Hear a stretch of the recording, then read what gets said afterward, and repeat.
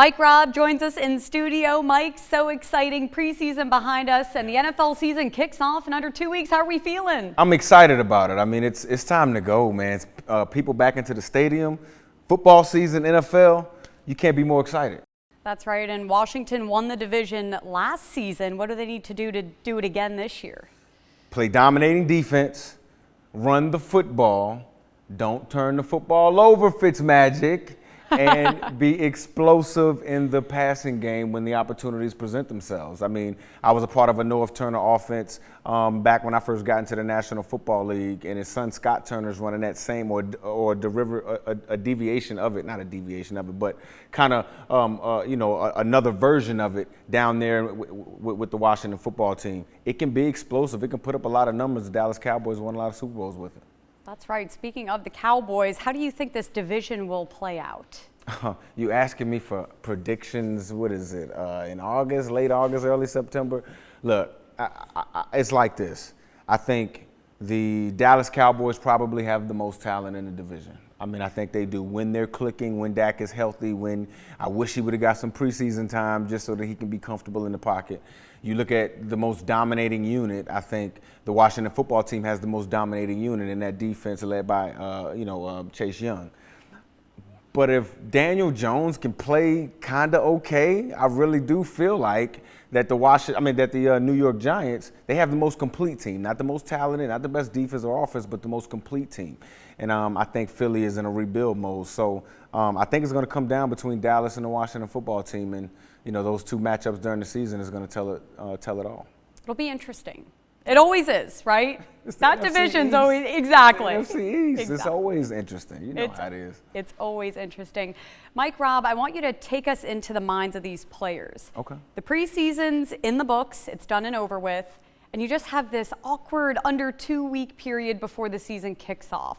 How do you stay sharp during that time? Well, first and foremost, I know me, I was a role player, so I wasn't like a quarterback who was making a bunch of money, who knew that he had his job on the team.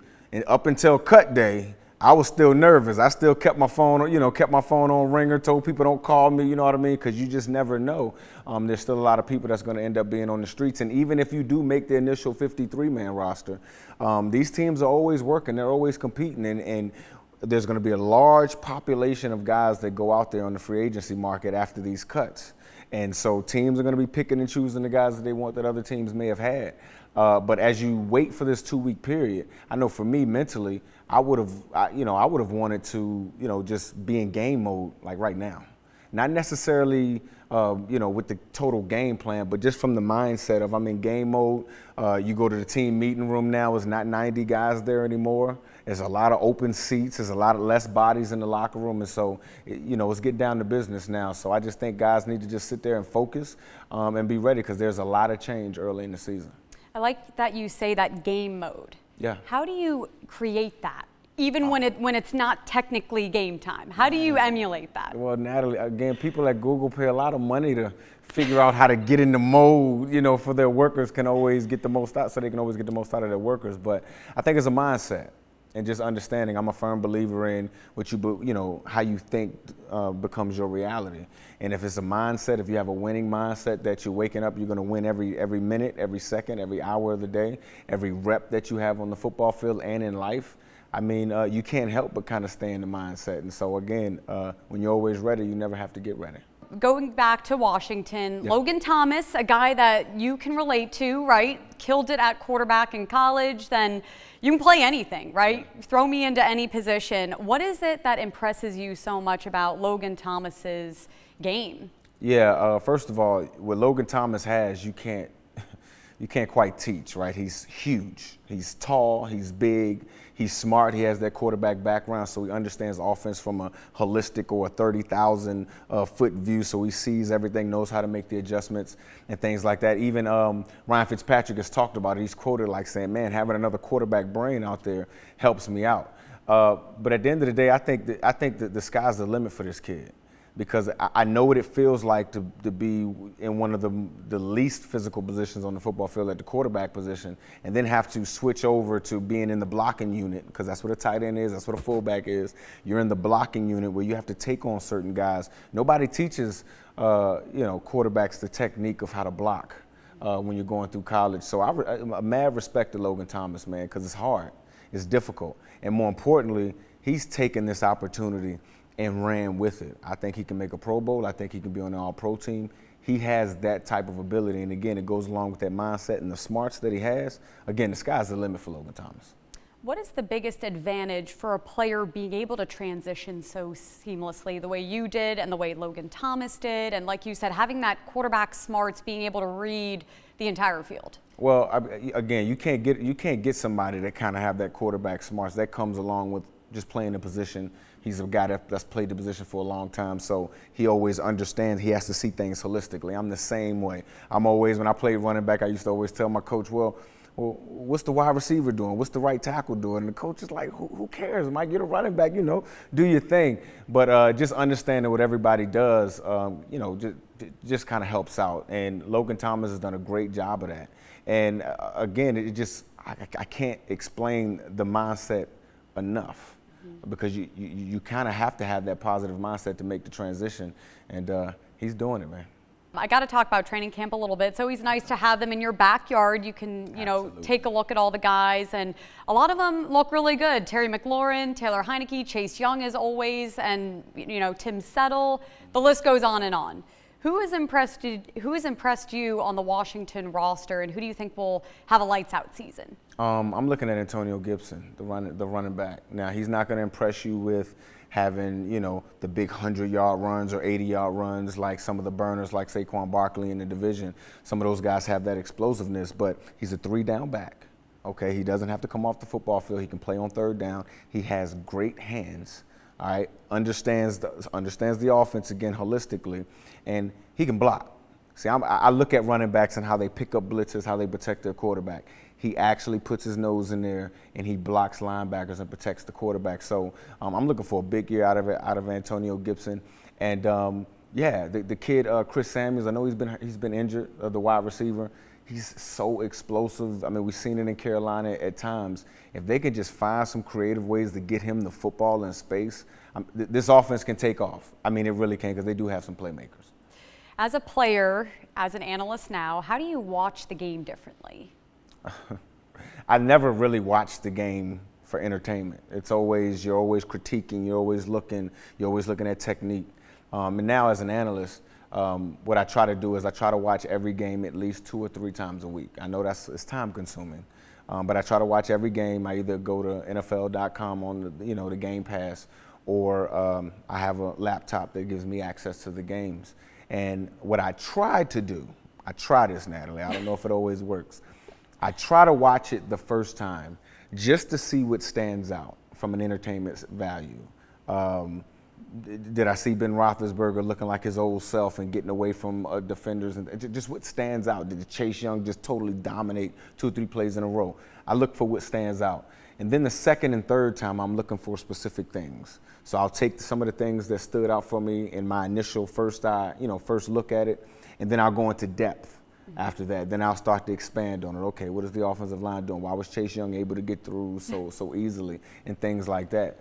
It's a lot of work. I mean, it is. I sit on the stage and I do TV with a lot of Hall of Famers, so I try to be as prepared as I possibly can. And just like on Sundays and Saturdays and Friday nights when I played, I never wanted to be surprised on game day. I never want to be surprised on television when I'm going over guys, and I want to do them justice, so I watch the tape.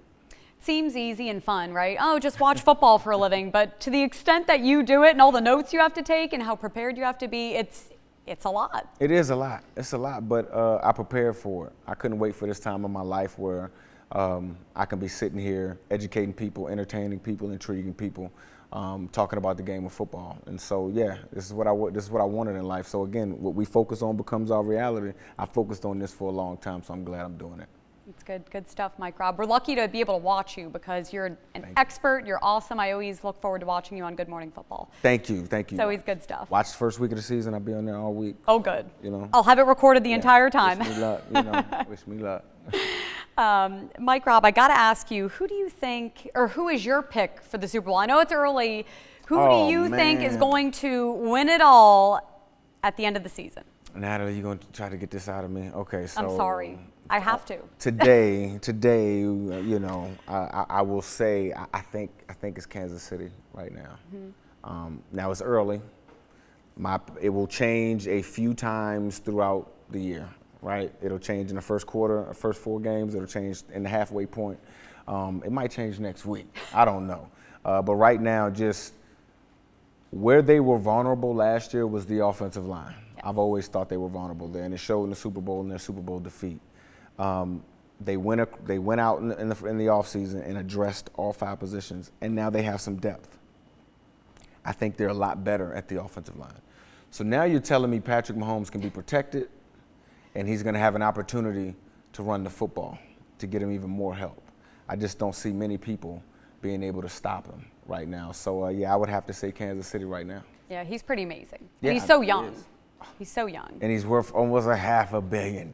You know how that goes with that contract. Oh, don't get me started on that, Natalie. Oh, boy. If only we could get a cut of that, right? Let's split it 3 ways. Exactly. Let's split it 3 ways here. But, yeah, so many young, talented quarterbacks just in the league that will look to make impressions. Absolutely. And my guy out there in Buffalo, Josh Allen, I love him. I mean, that dude, to me, he's the best arm talent in the league. I know I said he was 1B if Patrick Mahomes is 1A. I don't know if you've seen that throw in the last preseason game. Oh, my goodness. So good. He's 1A now. I got Josh Allen, best arm talent in the National Football League. He is solid. I'm excited to watch him, too. Absolutely. He's going to be fantastic. Mike Robb, I want to kind of segue a little bit to your alma mater, Varina High School, right? All talented college and pro players are built the foundation in youth and in high school. Varina kicks off their season. How do you think the team's looking this year? Yeah, I think the team's going to do great. Again, I can't follow it as closely as I'd like. I have to make that admission. But I know the head coach, Marcus Lewis, one of my best friends. We're always talking offense, defense, scheme, and things like that. So I give him some help wherever I can. But it's always looking up when you're in Varina.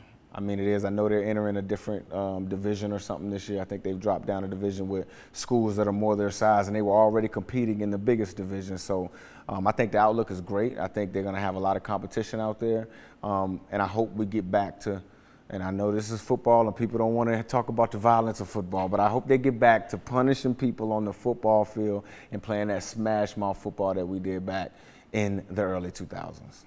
Mike Robb, one thing I admire about you, and I know a lot of people in this community admire about you, you've stayed true to your roots this entire time. You went to Penn State, played in the league for 8 seasons, and you're here in Richmond.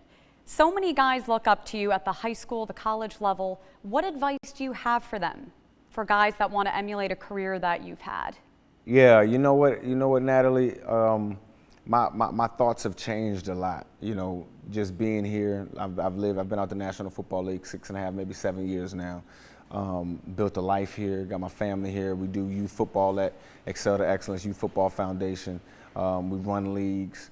And, it's the kids that keep me doing it. It's the kids it's the kids that we affect that stop me from moving to Los Angeles or moving to New York. And where I work, you know what I'm saying? And just being a resource for those kids, having them be able to walk up to me and ask me questions about some of their favorite football players. When I bring my Super Bowl ring out to the field and, they get a chance to touch it, see it, just ask everything. I've written probably 200 college recommendation letters over the time I've been here, just because, again, this is what this generation needs. But at the end of the day, I deal in youth football, and sometimes the adults sometimes get in the way from the kids truly experiencing what they can experience. And so it's disappointing in that aspect, but that's why I'm back. I'm back here and working with a lot of the people in the business community to kind of help change that narrative, because our babies, our kids, the next generation, they need us. And I just want to be a help. I just want to be a help that they can lean on, a resource they can lean on. So that they can realize the best versions of themselves as they get older. And you bring out the Super Bowl ring and you tell them, this is all possible. I started here. I went to Verina. Actually, you didn't have E2E in your back Nope. pocket, so I'm sure you No. tell them you guys have more than what I had. Absolutely. There was nobody coming back, throwing camps, having celebrities come back in town and things like that. And I would even include the Highland Springs side of the East End. I mean, you get those kids together, man, they've all played at the same youth football leagues. They've all encountered the same coaches. They're the same group of people, man. And so to see the success, because even when Highland Springs has success, I see that it's success for the entire central region. I see it as a big success for the East End. Even when Highland Springs has success, I love the fact that our kids are experiencing life at the highest level, at the high school level. So, but I always tell the kids too, don't let this experience be the highlight of your life. Mm-hmm. If winning a state championship was the highlight of your life, something's wrong. Yeah. You should be going on to bigger and better things. And that message is starting to be received a lot by the young people here in the central region. That's right. Whatever water all you guys are drinking, I want some of it because you're all champions over there. So I'm like, okay, I think they're doing the right stuff, yeah, right, absolutely. Mike Robb? It's the coaching, the parents that are dedicated to taking kids to practice, getting them extra work, putting them in camps and things like that. It's a close-knit community over there, and I'm glad I'm still a part of it, affecting it in a positive way.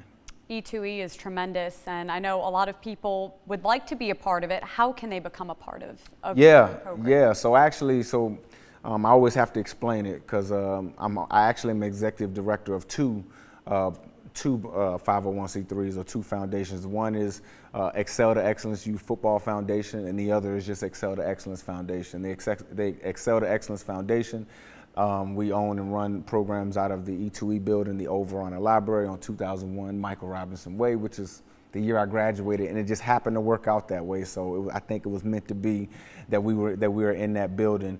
So Excel to Excellence Foundation, that's where we run our innovative programs to kind of transform the community. You can go to exceltoexcellence.org, get a lot of information about that. And then e2efootball.com, you can go there, get some information about what we do on the youth football side, because there's a 1.6 chance that our babies make it to the National Football League, which I had the luxury to enjoy. 1.6. Natalie, that number tells me that it's a 98.4% chance our babies won't make it to the National Football League. So we got to get more out of the game other than the opportunity of glitz and glamour.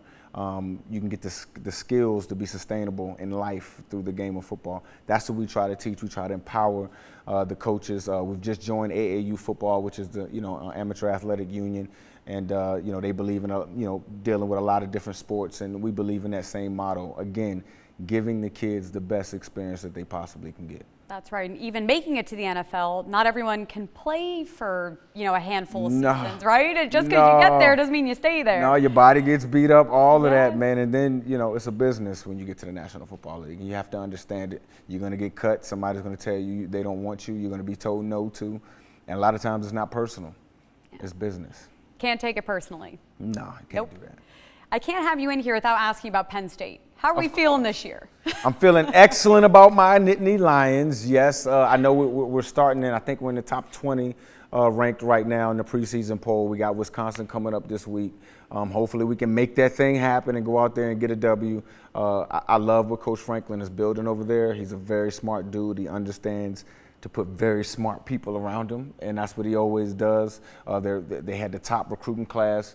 They have the top recruiting class going into 2022, so they're working. And I definitely need them to win because I talk a lot of trash. I talk a lot of trash to NFL guys, so I need my Penn State Nittany Lions to back me up on the football field. They got to back you up. You can't just sound like you're crazy or something. They got to have your back, which I'm sure they will. Yeah, they're gonna make it happen this year. We'll see. As a player, did you get caught up in preseason rankings, or did you kind of just avoid them and start from scratch?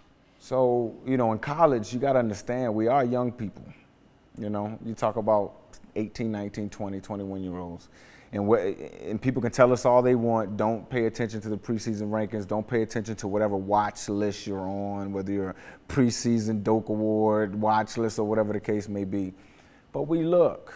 Every year, I went to my local, gas station or whatever in Penn State, and I bought the Athlon magazine, all the preseason ranking magazines, and mainly because we weren't that good early on in my career. at Penn State, and I wanted to see the disrespect. I wanted to read it. I wanted to get fueled up. Yeah, I wanted to read it. I would rip them out and put them on my walls and stuff like that. I needed that adversity for me to respond to bring out the best version of myself. So, yeah, they pay attention. All the athletes pay attention. Fuel to the fire, right? Kind of helps spark that A game, right? Absolutely. Prove people wrong. You got to. That's what the name of the game is, proving people wrong. There's so many guys that's playing in the National Football League that people told them they wouldn't be there. So I think most of the constituency of the NFL, they understand that concept. Playing with that chip on your shoulder.